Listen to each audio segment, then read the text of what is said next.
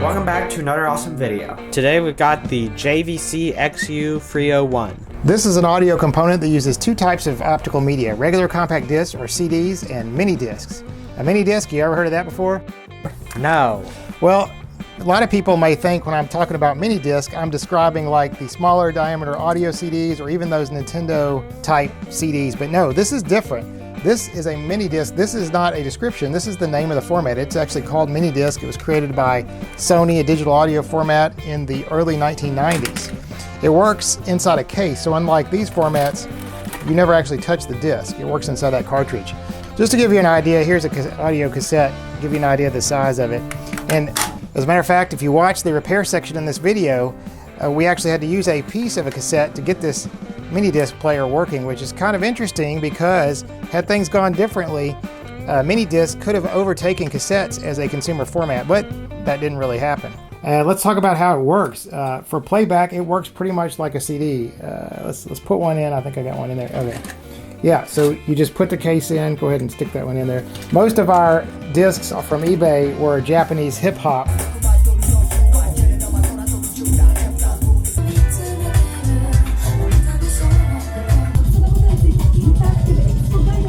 But the great thing about these is they're recordable. So you get all the same stuff as CD, instant track access, playlist, whatever CD kind of goodness you'd get. And you can also record on it digitally. Now this JVC deck is like a dubbing deck. It's got a 3 CD changer over there, and you can copy digitally from the CD directly to a mini disc, and you can just copy tracks off your CD. You can also record from other sources. You can mix sources. It even has a microphone input with basic mixing capability, and you can record your voice like we did here. But what's really impressive is the editing features you can do after you record, and of course like a tape. It's not like CD burning. You can re-record over this thing over and over again. So let's just record a quick segment from this record, and then we'll show you some of the cool stuff you can do with editing. So I've just recorded a track onto this mini disc. It's track 15, and it's got two commercials. It's got a chewing gum commercial and a jeans commercial. So let's see here. Hang on just a second.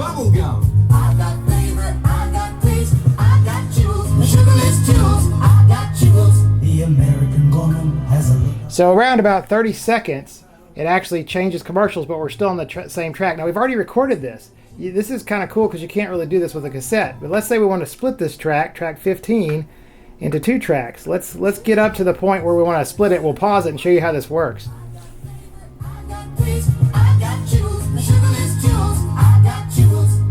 All right, so there's the split, and you can fine tune it a little bit. But we go into edit mode here, and let's say we want to divide the track. There's several things you can do. You can divide, you can join, you can move tracks around, you can erase the track, or you can erase the entire disc. Because let's say we want to divide this track, so we have a track to locate each commercial.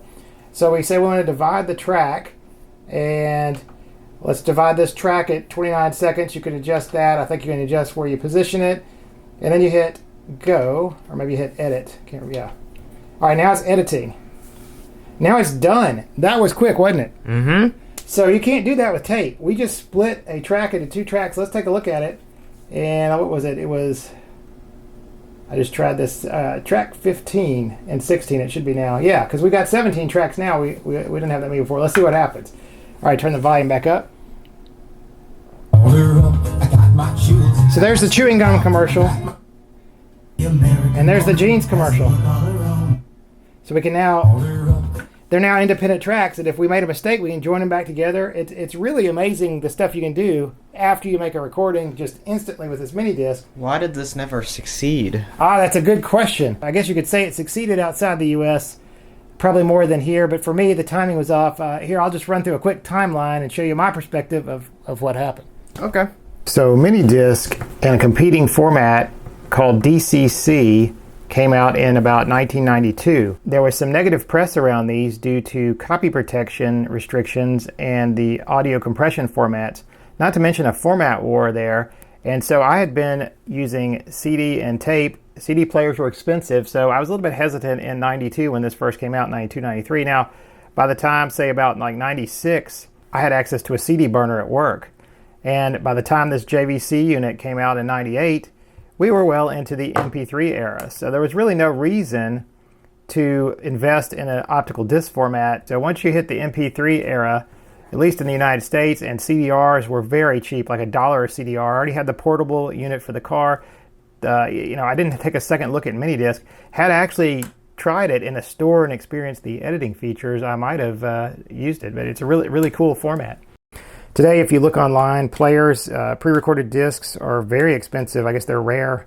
I got this JVC for $38, including shipping, and so that was a deal. It was broken. We'll show how we repair it in a second. But yeah, it's a really cool format. It just timing was off for me personally to adopt it. There was a couple of old scratch CDs in here. I thought, okay, well the CD works. Let me put in a mini disc. So I stuck a mini disc in, and I shoved it in there, and nothing happened, and now it won't come out. So I think there's probably a belt or something in there or something wrong with the loading mechanism. So I'm going to have to take it apart. All right, so we got CD mechanism, mini disc mechanism. That looks like it's missing a belt or something. Yeah, that looks like a place for a belt, and I don't see a belt. Yeah. I can get this thing loose. There's a ribbon cable over here, so maybe I can just look and see a belt under here. And no, I can't. I do need to disconnect that ribbon cable before going any further. Here's a mechanism with my stuck mini disc in there. Yeah, you can see what's going on. I guess it's like a VCR. It kind of goes back. I have no experience with mini discs whatsoever. That doesn't look good.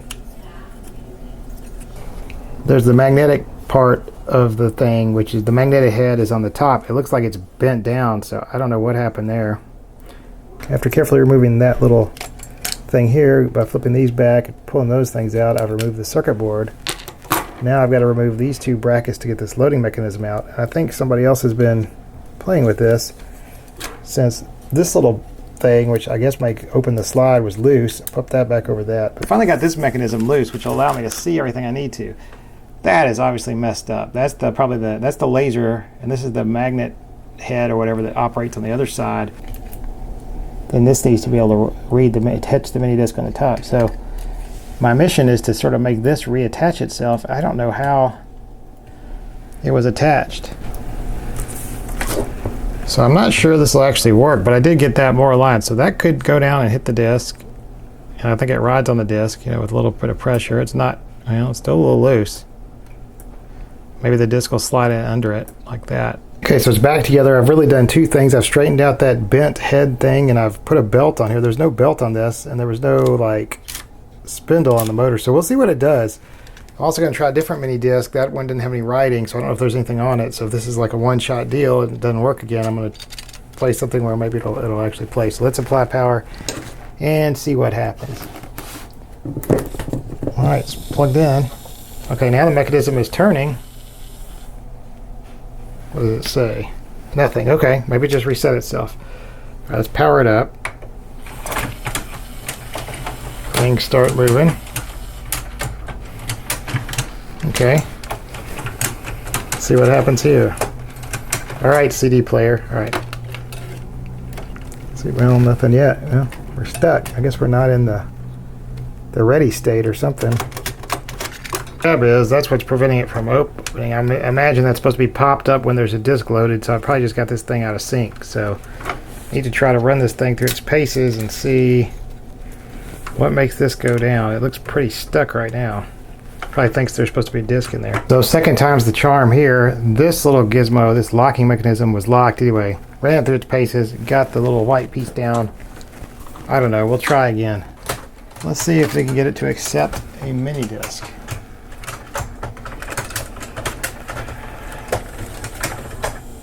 Nope, not. Well, that's interesting. Did it open the shutter? Oh yeah, I guess I read the table of contents. It's showing 1/459. Let me hit play.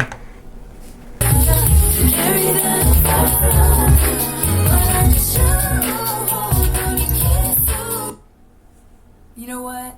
No, I don't know.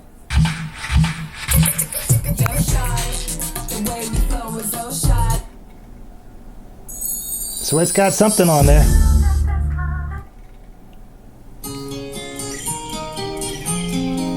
So I thought the CD player would be the easy part, but it's like, I got it to play once, it's having trouble reading the CD. It's kind of flaky. So I'm going to try to clean off the laser if I can a little bit, and then just see if I can copy one track to the mini disc. There is a first track record button, and this CD has CD text on it, so we'll see if we can just add a track to the existing mini disc. Maybe I can wipe off the laser a little bit, and it'll be able to get the disc easier.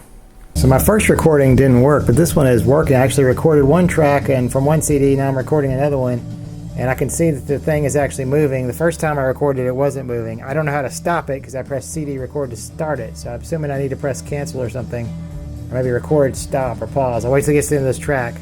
It definitely shows that I'm recording onto CD track 2, MD track 3.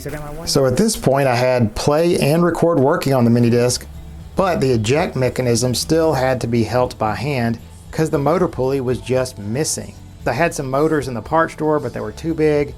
Anyway, and then I looked over and I saw an analog cassette. So I ended up taking a pulley out of an old audio cassette shell and giving that a try.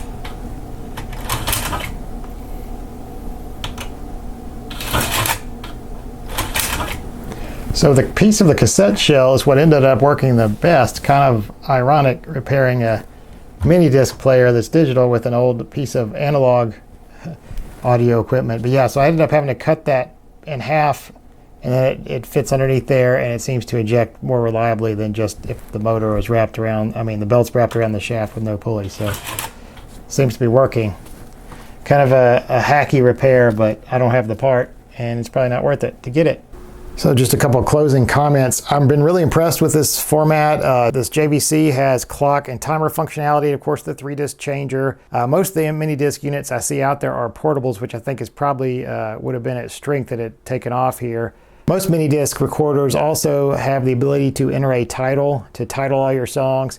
This will of course copy from the CD if the CD has text, and some mini disc players have keyboard inputs, but this was pretty painless. I think this thing, I didn't get the remote, but it came with a remote that had sort of a keyboard layout in it. But anyway, that's about it for the JVC XU-301, and we will leave you with those annoying commercials. Thanks for watching. We'll see you next time for another awesome video. Bye. Called her up, I got my jewels. I ask her out, I got my jewels. I tell him yes, I got my jewels. He picks me up, I got my jewels, my sugarless jewels. I got flavor so tremendous. I got taste that's so stupendous. I got flavor, I got taste, I got jewels. Jewels sugarless gum is center filled with great juicy flavor. In spearmint, cinnamon, and bubble gum. I got flavor, I got taste, I got jewels. My sugarless jewels, I got jewels. The American woman has a look all her own, out in a crowd or just being alone.